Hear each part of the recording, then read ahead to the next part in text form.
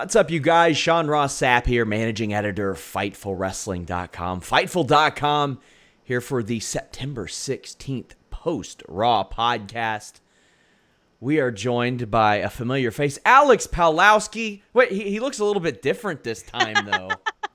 And, what's up, guys? Well, you know it's not Alex Pawlowski because we already got a laugh. This is Denise Salcedo. You all have probably seen her before on AfterBuzz, on X-Pac 12360, on Instinct Culture, like all over the place. Denise, we're so happy to have you. Hey, I'm so excited to be here. Like, you cannot believe. I'm happy that it was even a good Raw that we get to go right in and like talk about it. Like, that makes me even happier. So that's the thing. Like, Alex was so negative on Raw. I was like, man, I got to pull you from these shows, put you on AEW. You're too jaded. And then the first episode of Raw that he isn't on is a banger. It's a good one. It was a lot of fun. I really enjoyed this show. We're going to break it down, get into it.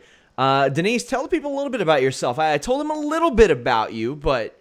Well, I won't take up too much of people's time, but all you should know about me, longtime wrestling fan. I do interviews, podcasts, like Sean just mentioned, on X-Pac 12360, ring announcer, you name it, the whole deal, content creator. I won't brag too much, but that's pretty much that's me. Well, that's what we like here. We like different points of views, and already coming in with a sunny disposition. Not hard to do after this episode of Monday Night Raw. We've got plenty of stuff up on Fightful.com, lots of stuff up on Fightful Select as well. Give that a subscribe if you want to support us directly. But hey, if you're here, leave a thumbs up on the video, subscribe to our channel. You can also find Denise's information in the description below, so check that out. Seth Rollins kicked off this episode of Raw and ran down all the things that happened last night to him, about him, concerning him. We ended up getting a monologue. I guess WWE was like, yeah, we can't show a video. We got to have Seth go out there and summarize it. But one thing that I liked off the bat, Denise, was the fact that Seth cared about losing the tag titles. Everything that happened to him last night, the title match, the Fiend attacking him, he was still kind of bummed about losing those tag titles. I think that makes them mean a little bit more. You know, that makes me happy, actually. I'm glad that you brought that up because I didn't catch that right away. But now that you say it, it's like, yeah, because, you know, people are always pushing those tag titles down. But now that someone's actually saying, like, hey, I'm the champion, but losing those tag titles actually meant something, you know, that's a good pro to have, you know, to have him sort of kick off the show in that way. Nice little recap, too. Yeah, I really dug that. Then we get the Fiend, well, Bray Wyatt, in the Firefly Funhouse. I kind of dug this dynamic of having him up there on the Titantron. It plays a lot better than having him come out on the microphone like a middle schooler and air his grievances or say whatever it is he needs to say. I think that this works a little bit better, especially with the rabbit warning Rollins to get the hell away while you can, save yourself. And Bray's like, no. I thought they're starting to turn on him. Yeah, I dig that. I like that element. And Rollins, I thought there were maybe too many camera cuts. They could have served to have like one of Rollins reacting, and I think that would have been a little more impactful. But this was a really fun dynamic. What'd you think of this opening promo? All right, so first of all, I want to point out the fact that I really liked how many segments we had today with the Firefly Funhouse. Like, we had a lot. Like, we even had like some, you know, some lengthy ones, some short ones, but I thought that it fit in well and smooth very nicely throughout the show. But one of the things that I tweeted like right off the bat was this could be Seth Rollins' most, you know, hyped feud since his last one with Brock Lesnar, since he's gotten the title. I feel that now with if everything gets played out correctly with Bray Wyatt, we can really have something here. And like, I won't say too much right now because I know we'll talk about it later, but towards the end, I even felt that excitement where it's like, okay, I felt this excitement with Bray and Seth at the beginning of Raw, and I still felt it afterwards. That's not always easy to do on a 3-hour Raw either. And I mean, no, that's an uphill battle anyway. It's something Triple H actually talked about on the media call that we were on today. He was like, man, I love 2 hours because I've got a lot of talent that can't get on TV. I don't want to do 3 hours, and they got to do that every week. Reminder, guys, donate a super chat. If you're watching live on YouTube, we will read your statement and answer your question on the air. Let's go ahead and get to some of those. Joseph Farley says, I'm just here so Sean won't get demonetized. Thank you. That's basically our curse jar fund right there. Thank you, Joseph. We need more cowbell, says that visual with Bray and Rollins at the end of the show. Wow, Bray is saving this show. Like you said, Denise, we will get into it, but that lasting image and the close to Monday Night Raw is, I've never seen that before. The scene, literally, with Kane just there and then this backdrop of the Fiend right behind him. It could have been a commercial for like Universal Studios, Horror Nights, Not Scary Farm, you name it. It could have been like one of those like little commercials with that, the way the shot looked. Really dug that. I thought that was perfect. Matt Thomas says, welcome. Well, you're being welcomed. You're being showered with gifts here. DJ the Kid says, welcome, Denise, to the Fightful family. Do you think the Fiend is going to be a bit overused? That is an interesting question, because you did mention how many segments there were, but he's not on the show every week, Denise. Right, and it's funny because that's one of the arguments that I've been seeing on Twitter, where people were like, "Oh, should we be seeing him every single week?" Or some people are on the side of, "Oh, I want to see him every week," and then other people are like, "No, I'm on the side where let's find a perfect balance." Like today, it didn't feel like it was too much because it was, like I said, different segments that flowed very nicely, and then that ending. To be honest, I was not expecting that whatsoever. I thought it was just going to end with that match, post beatdown, etc. I didn't expect all of that. Like I didn't expect Kane. And common sense says that he probably would, but the part with the Fiend actually coming out, it was like perfect timing. Like all of it was like worked out perfectly. So I think that as long as they do it in a way like they did it tonight on Raw, then it would not be an issue. You know, because we obviously still want to see him so that, the fans could, care more, but still keep him hot. Wyatt does tease that he might show up later on. He delivers on that promise, and we will get to that. Strowman's backstage, and he basically says he's going to beat up whoever's in the ring next. That is Rude, Ziggler, and the Revival. I'm a little bit confused as to why they're so friendly. I mean, Rude and Ziggler beat these guys in a turmoil match a while back, but this really just served for Braun to beat them up. That's what they were there for. Yeah, I wasn't a fan of this, honestly. Yeah. I wasn't a fan of this. I was like, okay, I get it. I just feel like Braun Strowman's like, he's either in the title picture, he's not in the title picture, he's regaining his heat back, you name it. I just feel like it's sort of like back and forth with Braun Strowman on that. And to have this beatdown on the tag team champions, I just felt like it was just, wasn't my favorite thing. Yeah, this didn't make a lot of sense to me. Rude and Ziggler pinned these guys like 2 weeks ago, and I don't see any reason for them to be buddies, except maybe that the Revival got their titles. And I do have a little bit of news coming on the Revival this week to Fightful Select, guys. Make sure you guys subscribe to that. I'll be posting that probably midweek when I get another confirmation. But they had to heat Braun up a little bit because he's kind of turned into the guy that never wins the big one. Exactly. That's what I'm saying. Like, he gets a title shot, then he doesn't win it, and then they have to sort of get him back up to be popular again. It's like, how many times does that have to happen for people to, like, actually take him seriously? Because the way I see it, it's like, oh, Braun's in a title shot. Okay, nothing's going to happen. It's just going to be a cool match. Go from there. Rob Wilkins, who always asks about Rusev, says, welcome, Denise. SRS, I don't know what I'll ask you in Super Chats anymore. I was in shock when Rusev returned. Goosebumps. Crowd reaction, not the best. We will get there, my friend. Where we're getting now is the OC defeating Cedric Alexander and the Viking Raiders. Cedric with a little bit more backup, but he still eats the pin. This match was, I think, a really good sample for the Viking Raiders. They got some good reactions for their offense. Don't they always, though? Yeah. Like, they're a gem. They're a gem. They're working out really, really well. Like, they've been crushing jobbers for quite a while, and like something as simple as Eric picking up Ivar to slam him on Gallows, like the crowd was like, hell yeah, I'm all about this. I'm digging this. Viking Raiders, I think, are going to get over just fine as long as people start catching them when they do dives to the outside and they don't. Dude, he got his whole lower back and his butt. That was it. Smack on the mat. That was it. I was like, oh man, nobody caught him. He just went right through all three guys. That was filthy. Nobody caught him. That was rough. His ass bone went to dust there. It did. Styles ends up beating Cedric with the phenomenal forearm. And what happened afterwards kind of confused me because the beatdown continued. And we saw this dive where nobody caught Ivar, And Styles does the second rope Styles clash, and I was like, why didn't all that happen during the match? Like, it didn't make sense. There was no reason for it not to have. Like, that could have been the finish, but I didn't see anything really advance here after the match that couldn't have happened because of the match. What's your take on how all this unfolded?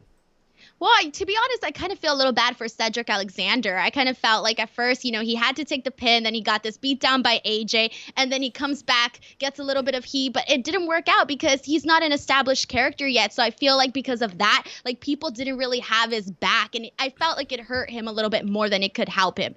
Sometimes we see situations like that, and you're like, okay, it doesn't matter. This can help him. But for Cedric, I don't feel that it went through that way for him during this. And it's his second straight night where he's eating a pin. And exactly. I guess it could be a lot worse because I do complain about 50-50 booking an awful lot. So I don't know if I want him win, losing, like over and over again. Like, that carousel can be a slippery slope and nobody gets over.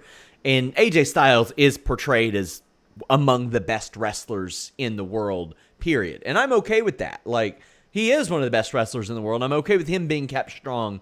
And Cedric's got plenty of time. But I was just really confused about why all this didn't happen during the match. Well, they had a good match on Raw recently. It wasn't even like last week. And after that match, I remember even saying, like, I was left wanting more, and I feel that obviously with both competitors, I don't have to put over Cedric Alexander for people that, they've seen his talent. But I just felt like they could do a lot more with that, and they didn't. So that was my only downfall. And I was thinking today, I was like, man, what did Cedric Alexander do this week? Yeah.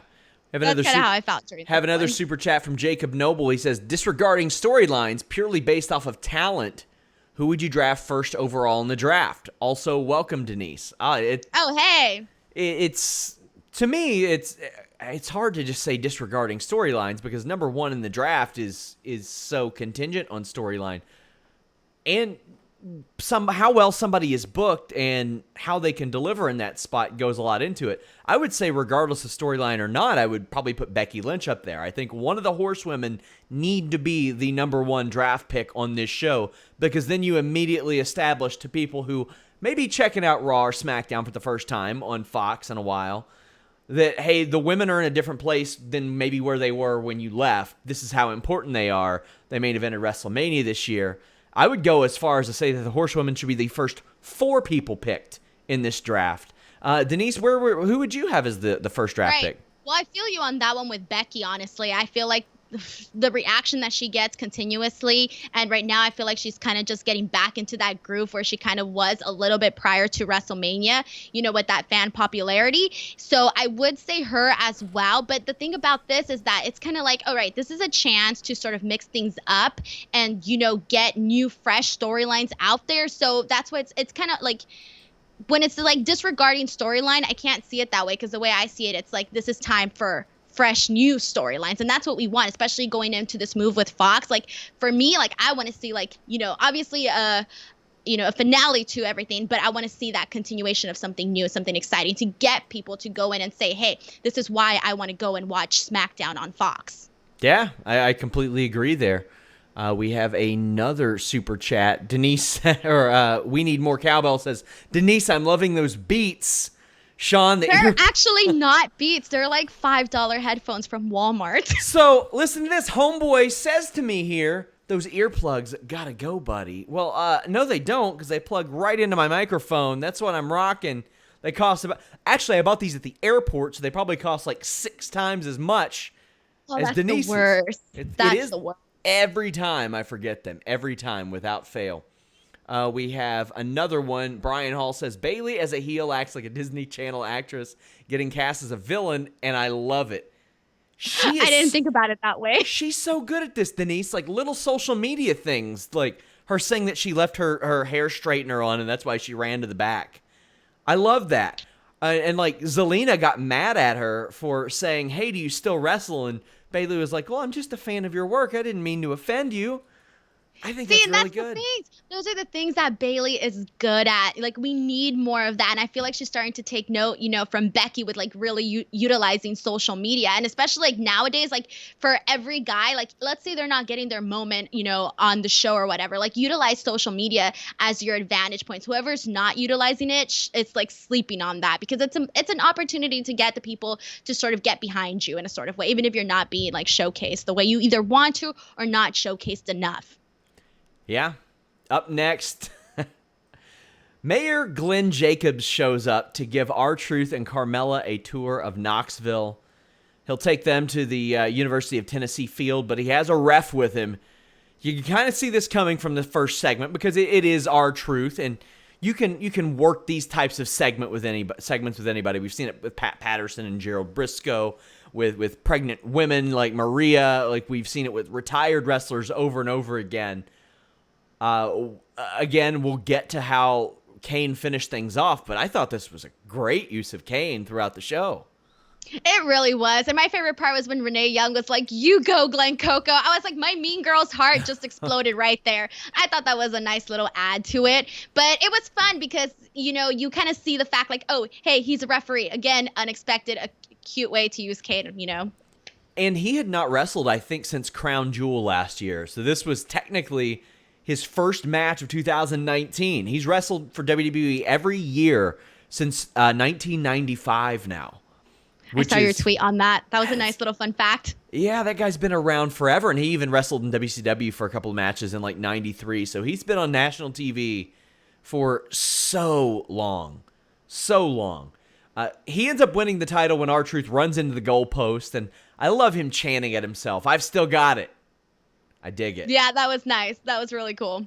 This was a completely fun, harmless way to implement this 24/7 title. Truth would roll up Jacobs, Mayor Glenn Jacobs, I have to specify, not Kane, outside the limo, then has a bit of a heart-to-heart with him, Denise. He's like, "Listen, you got a lot of jobs. You're running a wrestling school. You're the mayor. You're like a superintendent or on the board or whatever the hell he does." And Glenn is like, "Yeah, you're right. Let's call a truce." That was hilarious because his eyes were bulging out. Like you can tell he was using all his like last words to, sort of save him. And it ended up working out in his favor. So I thought that was cool. Yeah, R-Truth is perfect in this role too. I mean, he's pushing 50, I think. He's like in his mid to late 40s. Still doing it and still doing it at a high level. Gotta love R-Truth and how he's doing this. And I like that every week it's not the same people anymore. You can have one of the same people, but it's not just him and Drake trading it every single week now. It's like we got Kane involved as well. Right. Oh, boy, these King of the Ring finals. My God, I love this match, Denise. I saw your tweet, so I'm excited to stir things up here. So you didn't like it? No, okay, that's not it. Okay, Okay. So I saw that you're a Baron Corbin fan. So first off, I will say that I am not a Baron Corbin fan. I'm one of those people. I wouldn't call myself a Baron Corbin fan. It seems like it though, from Twitter. You haven't known me very long then, because he's got me blocked on Twitter. Does he really? Oh yeah. And okay, well then never mind. Before like this King of the Ring run, every single one of his matches, he just brings it to a dead stop with that crappy half Nelson crossface that he did in this match, by the way.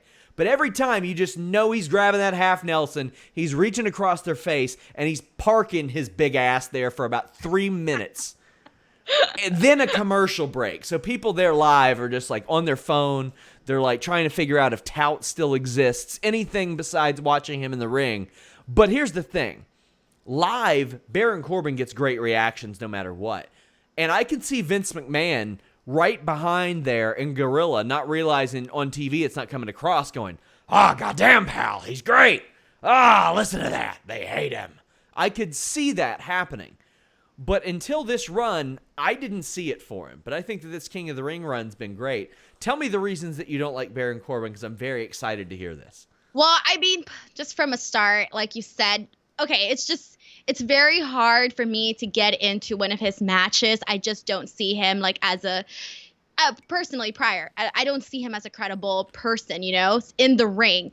And that's, I feel bad saying that, you're but getting that's personal there. I feel bad saying that, but that's just my opinion on that. And I feel bad, but I will say this though, during this match though, I will give him credit because he has been improving throughout. So I'm not going to say that he's been like that the whole way through. He has been improving, and I think that's real cool. But with this match, what I did not like was that the whole first half of this match was just Baron Corbin just making Chad Gable look like a dork. It just didn't work out, okay? The crowd was not into it at all. They were only into the parts where they thought Chad Gable might have some sort of hope, and then that came way later. So I felt that I really liked the second portion of this match, but the first half could either been trimmed down or just purely eliminated, just for the sake. I mean, you were saying right now that you can see people on their phones prior to his previous matches, and I kind of felt that way tonight during this match. But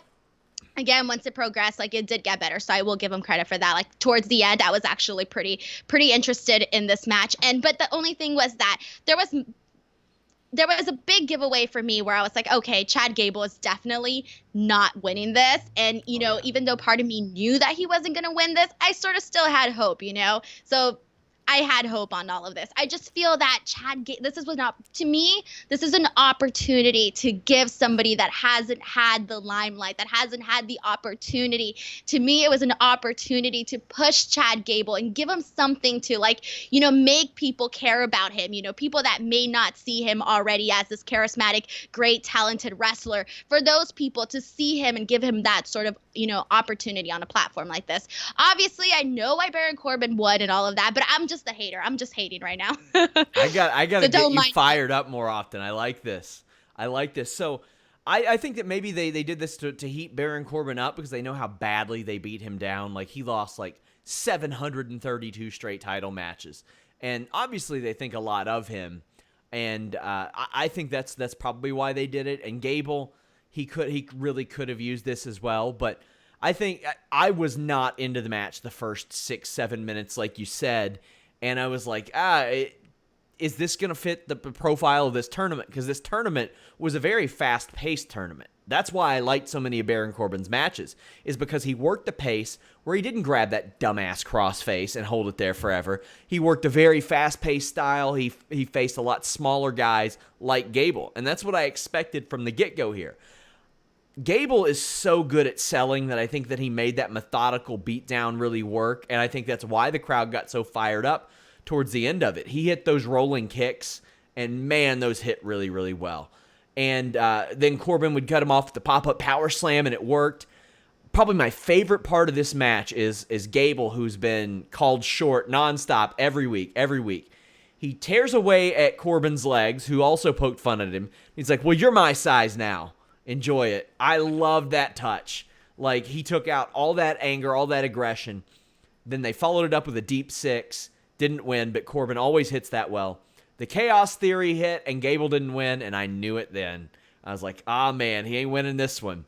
I knew it when Michael Cole said, oh, he's got to win here. I was like, that's it. It's over. It's done. I'm not even going to get my hopes up anymore. They telegraph it, but the finish, once they started that, really the rolling kicks, my God, I love this. The rolling through the end of days. Now, that is a bit of a callback to the NXT days when Corbin hit that amazing end of days on him in the American Alpha Corbin and Rhino match. An ankle lock is applied, which is also a callback to all the Kurt Angle stories that Baron Corbin's had. And then a great end of days wins it. I thought this was an outstanding King of the Ring final to cap off an exceptional tournament.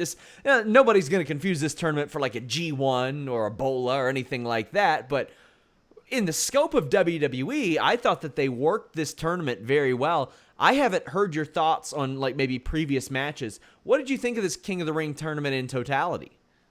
I think all in general, to me, it was sort of what I expected, to tell you the truth. I didn't really feel like anything really blew me out of the waters. I would say everything was just sort of what I expected to happen, to be honest. Yeah, and we don't always see the high work rate matches, and sometimes they get kind of lazy with the tournament format, and it's like a couple weeks ago I thought for sure they were going to give Corbin a bye for heel heat, but they didn't. And I like that. It led to a great match. Jacob Noble sends a super chat and saying, are the reports of Vince and other executives not being at the show have any truth to them to your knowledge? Yes, I was actually working on that story right as Ryan Satin of Pro Wrestling Sheet broke it. So, goddamn you, Ryan. But Adonis Hernandez says, Sean, Nadia is the GOAT on Twitter. Come on now, you got to pay more for shout-outs. Nadia ain't worth that. Nadia wasn't worth your $199, my friend. Hope you're happy with yourself. Oh, man. The next segment, boy, this was either, I'll just say I'm excited to hear what you think about it because it was either so bad it was good or just hilarious. A gender reveal. Well, first off, what are your thoughts on gender reveals in general? Okay, so gender reveal, from what I know, I've never been to a gender reveal party, but from what I know, usually there's like a box or a cake, yes. And usually, I guess, the doctor or somebody, I don't know who knows, they set it up, there's some sort of explosion. This is what I've seen from gender reveal parties, so I was really excited to see like an exploding cake with blue confetti or a box or something, right? Something real, real cool. And then Maria Kanellis comes out, and she just says, it's a boy. And I was like, this isn't a gender reveal party. This is just an announcement. This is how my aunt told me she was having a baby. I was like, this is not a gender reveal party. So I was very let down in that part. But then when she said Ricochet was the father, I was like, what? Okay, I knew she was going to make some sort of something outrageous had to happen, obviously. But I wasn't expecting that. They should have had Jinder Mahal come out, and that is the gender reveal. That's what they should have done. Good, he's still healing up, though, so he's got to heal up that patella. I don't think the doctor are in on these gender reveals. I'm never having kids. I'll probably adopt eventually, but we're never having kids, so I'll never do a gender reveal. But I don't know if the doctor's in on the work, but... Well, whoever, but don't they tell somebody and then somebody sets it up for them? Like, don't they tell the baker? I don't know. Yeah, but I was just expecting more. I wasn't just expecting a simple, it's a boy. Yeah, we're in the same boat there. I don't know exactly how they run that gimmick, but you got such luminaries as Titus O'Neil and Sarah Logan, Hawkins and Ryder are there. And then Maria, as you mentioned, goes, Ricochet is the father. And he's like... Huh? His facials were everything. Like, I think that's what made the segment really funny was the part that he was like, what? And then Street Profits are there. They're hosting this gender reveal, by the way. They're hosting a gender reveal, and they say, oh, maybe a baby on a pole match. Maybe a Maria on a pole match. And they say, well, Maria being on the pole is how we got here in the first place. And Angelo Dawkins indicates that he's the father. Well, how did you receive all this? I just think it's funny. I'm a sucker for anything on the pole match, so I'll take it. Fair. Connor O'Neill says, is Lana dead or we're about there. Mike got beat real quick here. He got slapped he slapped Ricochet, came out there, got his ass kicked real proper. Got beat with the recoil. Okay. Maria wants to motivate Mike, and she was like, the father of my baby is, and she doesn't say a name. I think that's important to this. She doesn't say a name, but then Rusev comes out and beats Mike Kanellis' ass. Mike is like, cool, you're the dad, congrats, I'm out, see ya, but he gets beat up anyway. First off, I've got many questions, Denise. First off, what did you think of Rusev's return?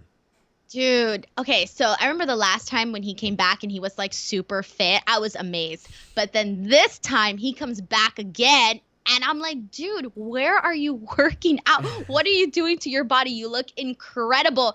And the mustache sorry to interrupt. It's just an optical illusion. It's just the mustache. That's all he's changed. Is it really? No, I feel it's the body too, because I saw a lot of muscle in places I didn't even know you can have muscles, all right? So that was pretty interesting. And I just feel like when he came in looking super hyped, and he looked like a character out of a film. So I was just going to say bravo to Rusev, because I've always been a fan, but the fact that he puts pride into his body and what he looks like that gives me so much hope, honestly. So bravo to Rusev. Like, I don't even care how he came in this wacky storyline. I was just super excited to see him back. But the second he came out, and, you know, obviously my assumption was, okay, now she's saying he's the baby's daddy. I was like, what about Lana?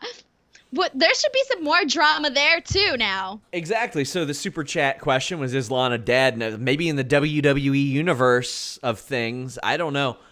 I thought I missed something. I was like, did I miss something? Did they break up? What's happening here? They've never gotten like the proper push. These two. Lana included. Lana is very good at what she does and is always super over. Always super over. So, like, I don't know what's going on there, but I'm glad to see Rusev back. Hopefully this doesn't lead to him being just relegated to the same type of stuff that he was. Because them breaking up Rusev Day didn't just cool off Rusev. Aiden English doesn't wrestle anymore. Like, he just doesn't wrestle anymore. And that's sad because that guy had never been hotter in his wrestling career than that point, and just nothing. But I'm super glad to see Rusev back. What did you think of the mustache? I hated it. I Really? hate mustaches. I hate mustaches in general. And all men, I'm so sorry. I know that makes me a heel right now, but I can't stand mustaches. I hate them. Wow. I feel like you look like a creeper. Like, if I see a dude with a weird. mustache, like, my mentality is, oh, I'm not going to get near that guy. Like, he's just going to try something creepy with me. I'm all beards. Beards, go for it. I don't care. Go for it. Have the long one, have a braided one, have a colorful one, whatever. But mustaches is a no. I feel like unless you're an actor, the only reason to get a mustache is, like, ironically. Like, and then you do it for like a week for like a Halloween costume or something, and then you ditch it. Like, that's the only thing. That's it. I feel it's only acceptable when you're shaving and you just want to see what it looks like for fun and keep it on for 10 seconds and then take it off. Take your Instagram picture and be done with it. Out. It's done. Sorry to whoever has a mustache, by the way. I'm so sorry. Do you think that this time next week, Maria Kanellis' baby daddy is Rusev still? No, I think they're going to have fun with this. I think we're going to see some fun characters come out for this one. And I've been digging the use of Mike and Maria. Like, I like it. They were just complete non-commodities a few months ago on this show, and I like it. Now, a lot of people are like, oh, I hate the Cook angle. Whatever. Then don't like it. They're pushing the weird, though. They're pushing the weird. I feel bad for Mike Kanellis, to tell you the truth. But for Maria, hey, this is great. They're getting TV time, and every time they're out there, you have to pay attention because something is going to happen and something weird and outlandish is going to happen. Sure. So I appreciate that very much. For Mike Kanellis, it doesn't look too great, especially, I guess, like, for his, like, manhood or manliness or whatever. Yeah. I'm assuming it's not the greatest thing. And I mean, that is the issue you face in pro wrestling, because a lot of people are like, oh my God, they're embarrassing him. And I'm like, he's playing a role on TV. 3 months ago, he wasn't on TV at all. He wasn't playing any role. He got re-signed.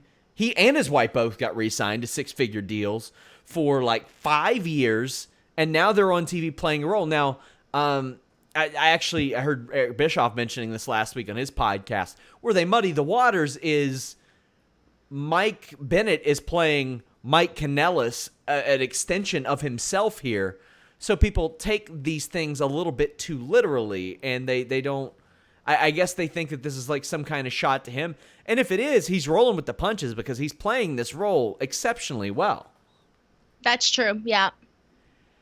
Rey Mysterio defeated Cesaro. Not great mic work from Cesaro, but that's not really what his role is. Was he wrestling in, like, skinny pants? Skinny black jeans, and, like, some tennis shoes with, like, pink trims? I don't know. Feels stylish. I couldn't tell if they were joggers or not, and I've wrestled in joggers before, and it's like, it looks like it'd be a lot easier than it is, because you're like, oh, well, they're kind of like sweatpants. No, they rip real easy. And he's like his legs are made of stone. So those things are gonna rip. So I'm sitting here wondering, are those shoot pants or are those gimmick pants?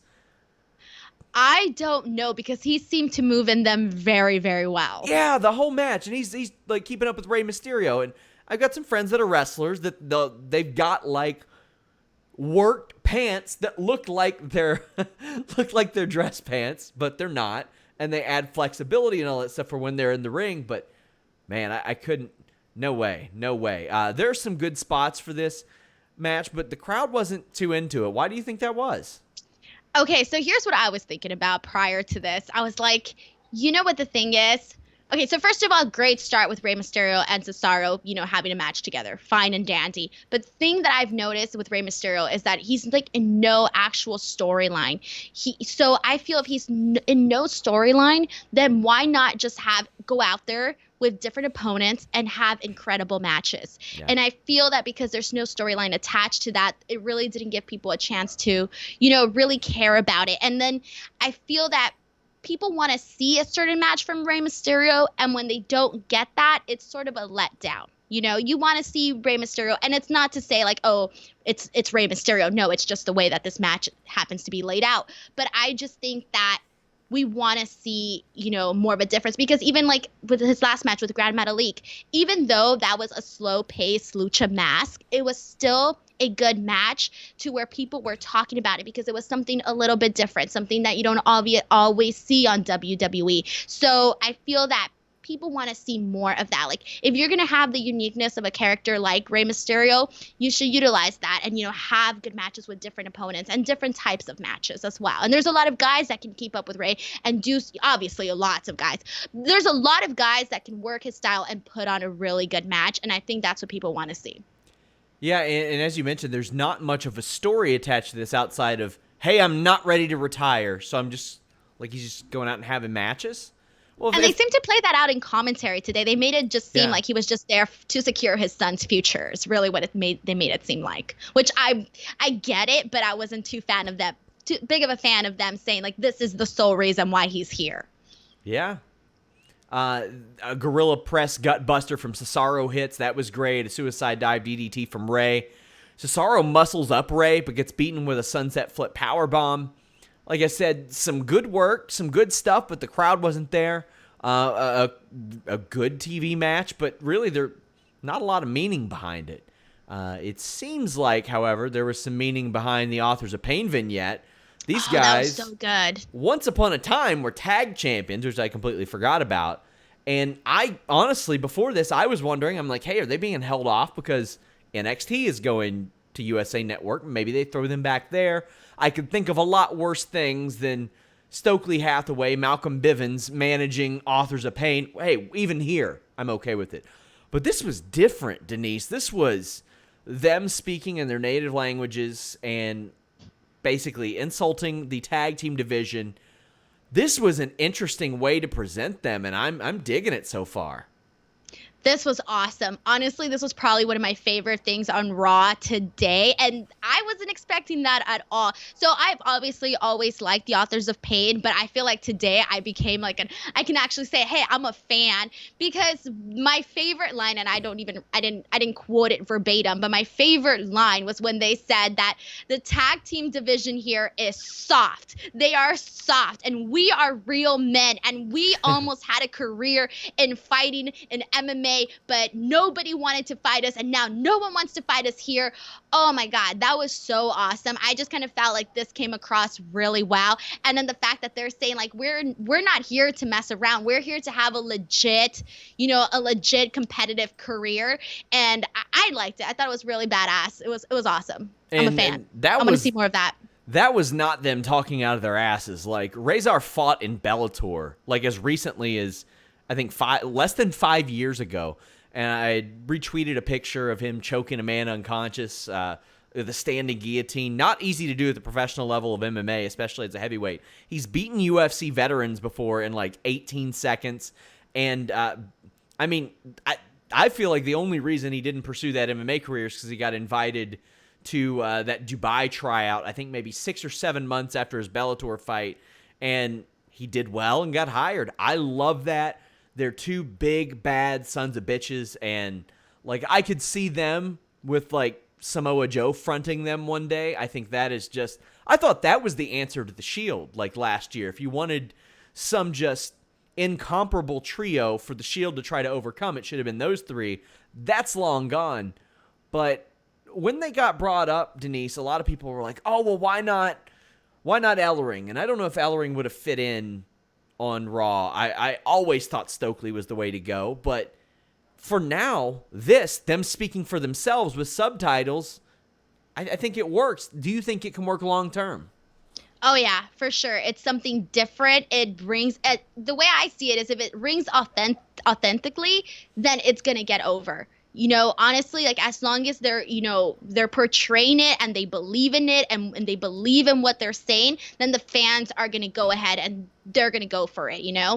I feel like that's honestly like for everybody that ends up getting over, it's because they truly believe in their character and what they're saying. Even if they're scripted, they believe in what they're saying or they portray it in a way where it gets across well, and they do it in a way where the message gets through to the fan, where it doesn't feel like, oh hey, I'm just being scripted and this is what I'm told to say. No, they believe in it, and I think that's what gets people interested in anybody in general. So with the Authors of Pain and what they did today, like automatically they made me excited. And I think that's obviously the point, right? To get people excited about them. So I think it will work. It will work a long time. And I just kind of want to. I just want to see them come out, and I want to see them, just get out there, kick ass, maybe do something with the Viking Raiders. I don't know, with whomever. Yeah. Really push the boundaries and level up tag team wrestling. Well, who knows what brand they'll end up on, considering that the draft is out there. But I think they had to Right. kind of put their faces on TV to let people know these guys are We're still eligible for here. that. They're still eligible for this draft because they haven't been doing anything.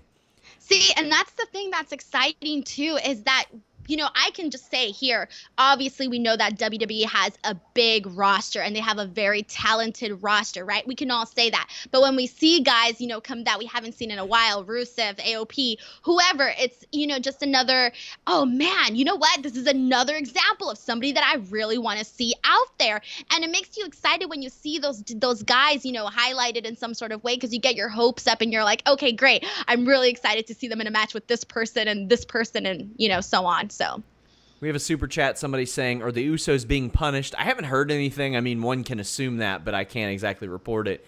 Naomi had injury listed next to her name on the injury report last week, but nothing specified, no date specified. I haven't heard like if she's actually hurt, what's hurt, anything like that. So that's the latest on that situation. Boss and Hug Connection defeated Nikki Cross and Alexa Bliss. I have some things to say about this one. I did like the little coffee drinking segment backstage. I think Nikki Cross and Alexa Bliss are such a versatile team in that they can seamlessly transition from babyface to heel wherever WWE needs them. If they need them to be heels, they work that way because they've got Alexa Bliss. If they need to be babyfaces, they can play more off of Nikki, and that works really well. We saw them work heels the last couple of nights, but they end up getting beaten here tonight. Bliss's leg gets hurt by Bayley outside the ring. Trainers come and check on her. It's a work. Bliss had got some nice offense in before that. Nikki has been getting over very well. She makes great use of her TV time. Hits a rough-looking tornado DDT and her finish, but then a bank statement taps her out. First off, Denise, I want to know what you thought of the match itself before we get into the hows and whys and all that. I thought the match itself was decent, but I think in terms what really got me hyped was the post-match stuff. I thought that was really good. But just the match itself was really good. I just, I'm a big fan of Alexa Bliss. So I feel like she's one of those people that, sort of kind of fell a little bit under the radar for a bit, with Becky B highlighted more and Charlotte and Ronda and all of that. And I kind of feel like now with Nikki Cross, she's sort of kind of getting back up there, and I kind of want to see that a little bit more from her. I do like their dynamic of them two working together the past couple of months. So that's been good as well. But I think what really did it was the post-match and everything that happened afterwards. Guys, make sure you check out my interview with Alexa Bliss. Fightful.com. Click that exclusives tab. It is also on youtube.com/Fightful. I released one with Big E today where he called out Xavier Woods for being fake blind. Go check that out. Now, I'm confused here as to why this needed to be Nikki and Alexa. Why it needed to be the tag champions who already kind of have the stigma of Sasha Banks saying that she didn't care about those titles to begin with. Now losing to somebody who said that. This could have been the Kabuki Warriors just fine. I mean, is them losing to Sasha and Bayley hurting them more than not being on TV at all? I don't think so. It could have been Fire and Desire. They just lost a match last night. Could have been the Iconics. It would have made a lot of sense after the Iconics won at WrestleMania. Sasha and Bayley kind of get that win back. You could have went that route, but it had to be Bliss and Nikki. I didn't think they were pertinent to what the story of this match and the aftermath were. Nah, they could have like really not even been there in terms of what they were trying to get across, I think. And I think maybe that's why they were selected to be in this match, because I think that what they really wanted to get over was obviously everything that happened afterwards. I did like the post-match angle outside of that weird chair swinging that Becky was doing. Hardcore pillow fights. That was, it was like that was rough looking. That was bad. But Charlotte comes out to back up Becky, and Becky makes up for it. I bet Charlotte's like, or I bet Sasha kind of knew. She was probably seeing those and like, damn it, she's going to hit me extra hard now. She challenges Becky Lynch to a match at Hell in a Cell and punctuates it with, bitch. That's I mean, a way to get a pop for about anything. it always is, isn't it, though? Yeah, that's the way they go. So, walk me through your feelings, thoughts, emotions about the post-match.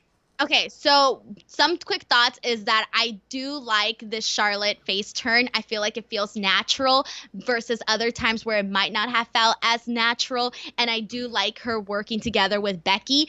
I like the fact that I feel that Sasha and Bayley are both, credible opponents for them. So it makes it more of a big deal.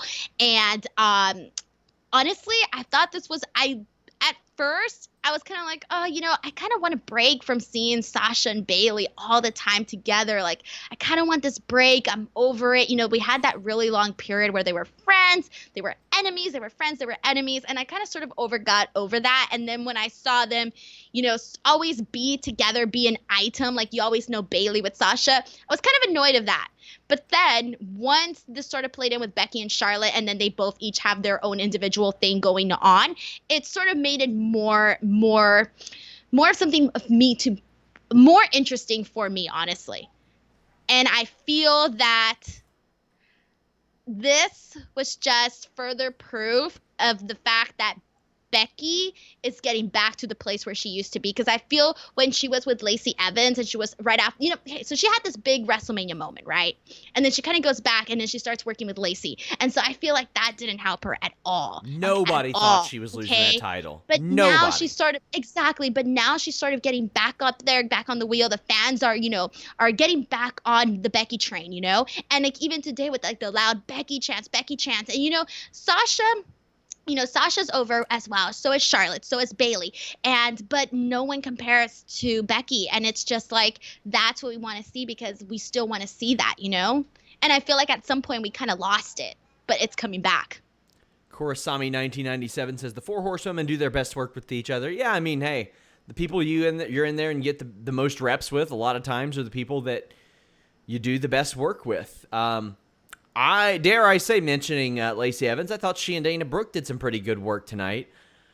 I feel like both of these women, well, one, Dana Brooke should get a little bit more of an opportunity. She's improved just exponentially over the last several months, and nobody's really been able to see it unless you watch Main Event, which nobody does.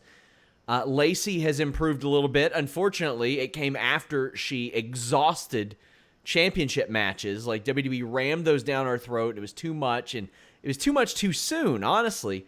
I think if Mickie James were there, she would be a perfect tag team partner for either one of these women. A veteran who could work in the ring. For Lacey Evans, it matches up with the Southern Belle type of gimmick that she has. And WWE needs more tag teams, but it looks like they're going after the Natalya thing. Dana Brooke kicks Lacey right square in the ass. Evans does a great slingshot drop kick, wins with the women's right and a sharpshooter, even though, I don't know if you noticed, Dana Brooke didn't tap. Is this the Knoxville screw job? Man, I don't know, but I do want to agree with you on the fact about Dana Brooke. I think this match should have honestly highlighted her. We've already seen what Lacey Evans could do. We already know her strengths and not her strengths, but this match should have definitely highlighted Dana Brooke, for sure. Honestly. We've not seen her get that run yet. No, honestly, no. And to be fair, she got called up way too early. She should have spent another year and a half in NXT. They hot-shotted her. They hot-shotted a lot of people. I'm pretty sure that was the same class that brought up Apollo Crews, who was ready, but they didn't have anything for him, and they never have. And then that's the problem, because once you get into that bubble, the fans don't see you as somebody that they should care about anymore. You're stuck in there, and it's kind of like you're stuck in the friend zone. That's it. She don't see you as a lover. Exactly. Yeah, that's a perfect example. Seth Rollins defeated Bobby Roode in the night's main event. Now, this match made a lot of sense after Roode had pinned Rollins the night before, so I like that they did it. It made sense. Crowd wasn't there for it again. Some good arm drags kicked this one off and some good work, but the crowd didn't really give a damn. Rollins super kicked Ziggler and has it won with a buckle bomb and a stomp, but then Ziggler breaks it up. I'm confused at why the OC came out. Because they're assholes. That's about all I can assume, is that they're jerks. But it's never made sense to me that baby faces who are supposedly stand-up nice people don't have any allies, nobody to get along with. But all these jackasses that are terrible to each other, they all just band together and they're like, yeah, I'll help you. That doesn't make any sense to me. A harmless match, I would have just had Rollins win and then Ziggler attack, because why not? Doesn't really hurt Roode that much. He won last night. They 50-50 people all the time. But how'd you feel about this and the beatdown before we get into the close? So with this one, it makes me feel like Seth Rollins really needs a hot feud more than ever, because during that post beatdown, when he got that Styles Clash from AJ Styles, nobody cared. Nobody cared about Seth Rollins, and he's your champion. Like, shouldn't we care? Brock twice. Beat Brock twice. We just didn't care, and something is just not sticking. He's going out there, he's having, decent to great matches with certain people, but it's just not sticking. And that was my main takeaway from this. I was just like, man, this ain't working. The Demon Kane comes out. Now, originally I thought the Fiend will come out and lay everybody out. I kind of dug this more. The Demon Kane comes out and lays everybody out, and then the Fiend shows up and attacks him. Now, I like this a lot more for a couple reasons. Well, I think the Fiend could have laid everybody out, and that would have been fine. He attacked Kane, who we ain't going to see for a long time. So that makes Kane look like he's primed, ready to go. He had won the 24/7 title. He just beat up a bunch of top guys, beat up a bunch of champions. But no, he's not coming back because the Fiend said so. I really love that. But see, it's also Kane. It's not gonna hurt Kane at all, because Kane is already an icon in the business. Like, we already know and love and respect his character and etc. So he came and he essentially put one of the young guys over and helped further his storyline, help further his character, help make him more of a badass. And the fact that, Kane and the Fiend are obviously both scary characters, haunting characters. The fact that, he was scary to Kane, who Kane and The Undertaker are like, I guess you can say, the scariest. It really it elevates him is what it did. And honestly, this worked perfectly. The way they did it, the timing of everything, where we thought he was going to do his signature, hey, fire's going to come out of the ring now. No, instead the lights go down and this is the Fiend show now. So I thought this was really well done, and I really liked the fact that they added this to the end of Raw, because it made it feel more worthwhile. Hey, I watched, Raw had a lot of really good moments throughout the show, but this one was something that's like, okay, I'm going to talk about this because this was a really good thing that happened. And I want to talk about it, and other people want to talk about it. So this show was ran by Paul Heyman. Vince McMahon was not there. Triple H is getting ready for the NXT debut, so he's in Orlando right now. Kevin Dunn was not there. It's being run by Paul Heyman, and that shot at the end of Bray next to Rollins felt like a Heyman shot. It felt like something that Paul Heyman would visualize and be like, okay, get that. And it worked really well. And I'll tell you what else worked really well. The Firefly Funhouse at the end. That thing just going on for a solid minute and a half. That was creepy. It was eerie. I held off on tweeting this, but I'm seeing a lot of modern day NWO vibes here. With the presentation, that type of thing where it's cut in and it's not a part of the show, but it is a part of the show type of thing. But it's for Bray Wyatt, it's for The Fiend, and it's fantastic. And it was so creepy. And at first I was like, okay, this is a good way to end Raw. And then it kept going and going and going and going. And I was like, God, I loved it even more as it went along. Yeah, honestly, I I can't say anything like bad about it because it was not like it just made you want to watch. And even the fact where he just comes and he like, he gets in Seth's face and it's just like, staring him down and Seth's just looking there like, and, all, he's been through the woods and back, so it was a really nice way to end Raw. And it made it feel more spectacular. And, even with the past weeks, where we've been seeing, we just saw Austin, we saw The Undertaker on SmackDown. And then this was a nice way to, again, elevate the talent. I thought this episode of Raw was a blast to watch. It did not feel like 3 hours, and that does not happen very often. This felt like a completely digestible, fun episode of Monday Night Raw, and they have a real chance to reset everything just in a couple weeks. They did the Superstar shakeup, and they just completely screwed it over immediately. The Superstar shakeup just was bad from the jump, and then they did the wild card rule, and that was bad. That was just a placeholder till they got to Fox and USA. That's confusing. Very confusing. I watch every second of WWE programming a week, including most of their digital stuff, and I often forget what brand The Miz is on. But let me ask you. We got the draft coming up. We're going to see NBC Universal and Fox personalities announcing draft picks. Are you ready for Todd Crisley to announce a draft pick? You know what? I feel like with this edition, it's either going to be very funny or not good. Oh, so yeah. I don't know. I don't know what's going to happen. If we get Stewie Griffin plotting to kill somebody on SmackDown, I think that could be kind of fun. I could get behind that, but that was Monday Night Raw. We've got just a plethora of shows this week, guys. Here on Fightful, we have the SmackDown podcast tomorrow. That will be on Friday, of course, moving forward in a couple weeks. A reminder, in a couple weeks, there is no Tuesday SmackDown. They're skipping that and just going straight to the Friday. Wednesday is the Listen You Boy. It is our news show.